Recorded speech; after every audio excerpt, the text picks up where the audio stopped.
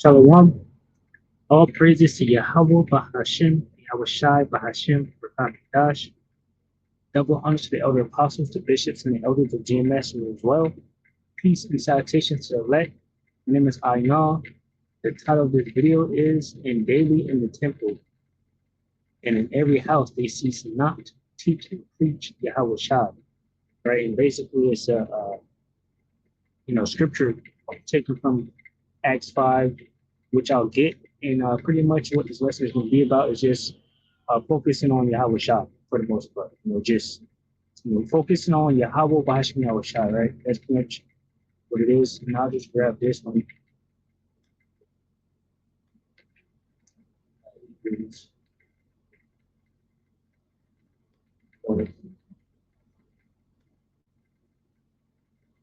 I'll probably grab this.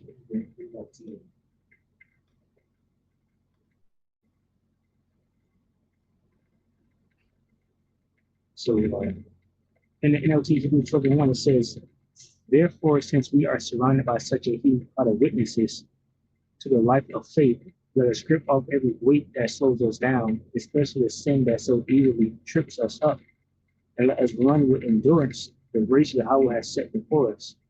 Right? So we're basically giving diligence to make our calling and election sure, that we may be found worthy and return to Yahweh Shah to receive the reward, which is, immortality, right? And the kingdom of heaven, of course. Hebrews 12:2, it says, "We do this by keeping our eyes on Yahweh Shah, the champion who initiates and perfects our faith. Because of the joy awaiting him, he endured the cross, disregarding its shame. Now he is seated in the place of honor beside Yahweh's throne." Right, and this is the same glory that we're trying to achieve. Basically, being joined with Yahweh Shah to return. Right, that's pretty much it. Let me grab this Acts 5. What I wanted from Acts 5, well, obviously the quote is in Acts 5, verse 42.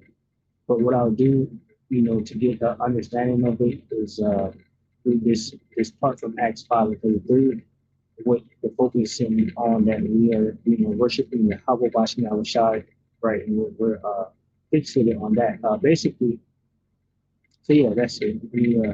Acts 5 and 33, it says, "When they heard that, they were cut to the heart and took counsel to slay them." Right. So basically, this is going to, the ninja Lord, prophets, the disciples, worshiping, and preaching and teaching Yahweh Shai. And some people were upset about that, which you can go up and read about it there. Acts 5 and 33, it says, "When they heard that, they were cut to the heart and took counsel to slay them. Then stood there up one in the council, a Pharisee named Gamaliel, a doctor of the law, had in reputation, had in reputation among all the people, and commanded to put the apostles forth in little space. And said unto them, Men of Israel, take heed to yourselves what ye intend to do as touching these men. For because, before these days rose up, Theodos, boasting himself to be somebody, to whom a number of men, and about 400 joined themselves, who were slain, and all, as many as obeyed him, were scattered and brought to naught." It says, "And said unto them, Ye men of Israel, take heed to yourselves what ye intend to do as touching these men. For before these days rose up Theodos, boasting himself to be somebody, to whom a number of men, about 400, joined themselves, who were slain, and all, and as many as obeyed him, were scattered and brought to naught. After this man rose up, Judas of Galilee, in the days of the taxing, and drew away much people after him. He also perished, and all, even as many as obeyed him, were dispersed. And now I say unto you, refrain from these men, and let them alone. For if this counsel or this work be of men, it will come to naught." And basically, you can see the Lord will do, what he needs to do, regarding people that, boast themselves, rise up themselves, anything like that. It says, But if it be of Yahweh, ye cannot overthrow it. Least happily, ye be found even to fight against Yahweh. So basically, trust in the Lord, right? Lean on Him, because if Yahweh is with you, right? If Yahweh shot something with you, He will protect you. It says, and to Him they agreed, and when they had called the apostles and beaten them, they commanded that they should not speak in the name of Yahweh Shai, let them go. And they departed from the presence of the council, rejoicing that they were counted worthy to suffer shame for His name. And daily in the temple, in every house, they ceased not to teach and preach Yahweh Shai, right? So basically, the scripture tells us to, take our cross and carry it daily, right? And that's the same sufferings and shame that Yahweh Shai, bore. And we're, going through the same process, basically. And we're going to continue to praise the name YAHAWASHI Yahweh Shai, right? So going over here to, let me see, I wanted First Corinthians. I'll read all of First Corinthians.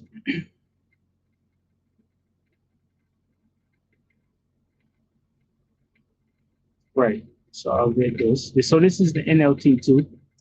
First Corinthians chapter 3, verse 1 says, "Dear brothers and sisters, when I was with you, I couldn't talk to you as I would to spiritual people. I had to talk as though you belonged to this world, as though you were infants in the Christian life.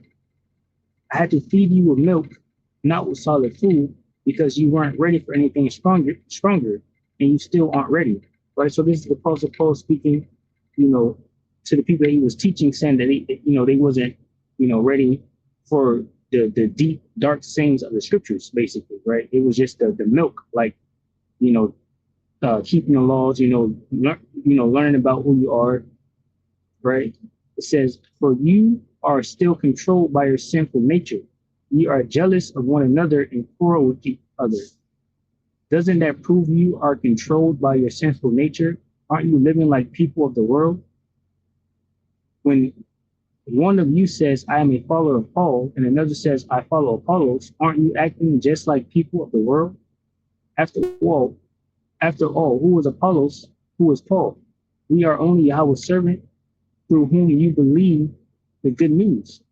Each of us did the work of the Lord Yahweh. Each of us did the work the Lord Yahweh gave us. I planted the seed in your hearts, and Apollos watered it, but it was Yahweh who made it grow." And when I had got right here, I thought about John 6 and 63. It says, "It is the spirit that quickeneth, the flesh profiteth nothing. The words that I speak unto you, they are spirit and they are life."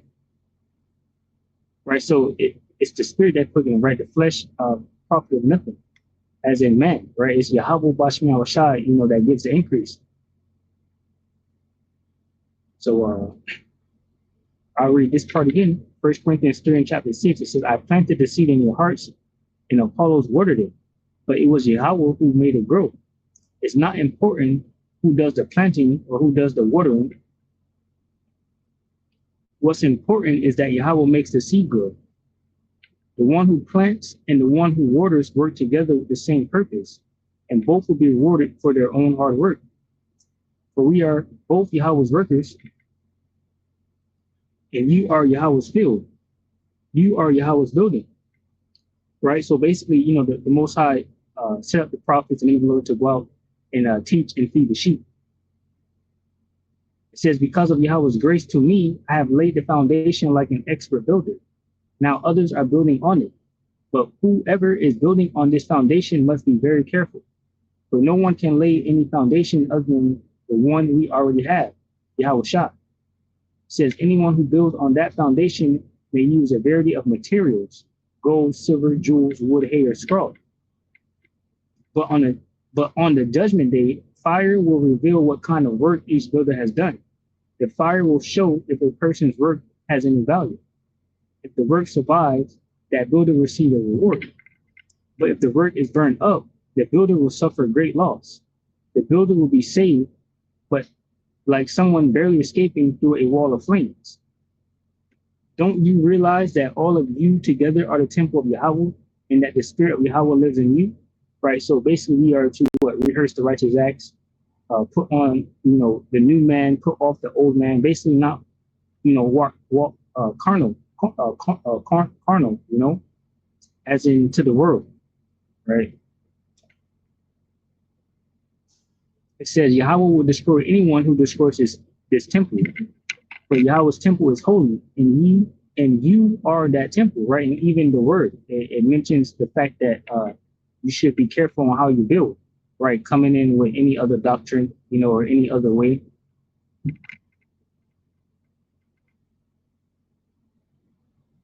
It says, stop deceiving yourselves. If you think you are wise by this world standard, you need to become a fool to be truly wise. For the wisdom of this world is foolishness to Yahweh, as the scriptures say, he traps the wise in the snare of their own cleverness. And again, the Lord Yahweh knows the thoughts of the wise. He knows they are worthless. So don't boast about following a particular human leader, for everything belongs to you. Whether Paul or Apollos or Peter or the world or life and death or the present and the future, everything belongs to you. And you belong to YAHAWASHI, and YAHAWASHI belongs to Yahweh. Right? So, pretty much that's pretty much it. Just basically get it in the KJV is the conduct of life. And it's basically being fixed on YAHAWASHI. It says foundation of living. So what I'll do is get this Hebrews 12 and the KJV. It says YAHAWASHI, the example. Hebrews 12 and 1.